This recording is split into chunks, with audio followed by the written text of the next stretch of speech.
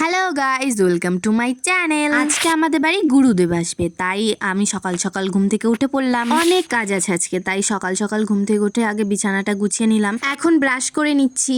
আমি হাঁটতে হাঁটতে ব্রাশ করছিলাম আর এদিকে মা উঠান ঝাড় দিচ্ছিল। ব্রাশ করে ফ্রেশ হয়ে এখন আমি ঘর গোছাবো। কালকে রাত্রে বৃষ্টি হয়েছিল গাইজ, দেখো আমাদের উঠোনে জল জমেছে একটু একটু। গুরুদেব আসবে বলে জেঠু সকাল সকাল এসে সবকিছু বলে দিচ্ছিল, আর এদিকে মা নিরামিষ সব বাসনপত্র বের করে নিচ্ছিল। মা আর বাবাকে আজকে শিক্ষা মন্ত্র দিতে আসবে, তাই ওনারা নিজেরাই রান্না করে খাবে, শুধু আমাদের সবকিছু জোগাড় করে দিতে হবে। বাবা মায়ের সাথে আরেকটা জেঠু আর বড় মাও শিক্ষা মন্ত্র নিবে। আমি ঘর গোছাচ্ছিলাম, এই ঘরে বিছানার চাদরটা চেঞ্জ করে দিলাম। বিছানা গোছানো ডান, আলনা গোছানো ডান, ড্রেসিং টেবিল গোছানো ডান, ভাইয়ের ঘরের বিছানা চাদর চেঞ্জ করা ডান, স্টাডি টেবিল গোছানো ডান। এখন আমি যাচ্ছিলাম ফুল তুলতে, কারণ অনেক ফুল লাগবে। এই যে আমার ফুল তোলা শেষ।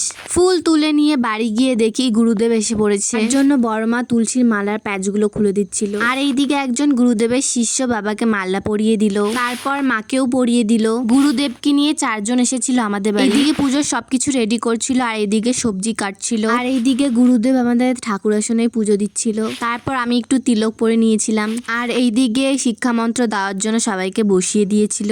এখানে মা গোসাই রান্না করছিলেন, তারপর মা গুরুদেবের পা ধুইয়ে দিল, আর এইদিকে মা গোসাইও এখানে এসেছিলেন। অনেক ধরনের নিয়ম করা হচ্ছিল, আর আমি সবকিছু ভিডিও করে রাখছিলাম। আমাদের পাড়ার কেউই বাড়িতে নেই, সবাই পুরী ঘুরতে গেছে, তাই কাউকেই সেরকম বলা হয়নি। বেশি মানুষ ছিল না। চরণামৃত রেডি, সবাইকে এখন চরণামৃত দিচ্ছিল, আমিও নিয়ে নিয়েছিলাম। এদিকে মা বাবাকেও দিয়ে দিয়েছিল। তারপর সবাই হাত ধুয়ে নিল।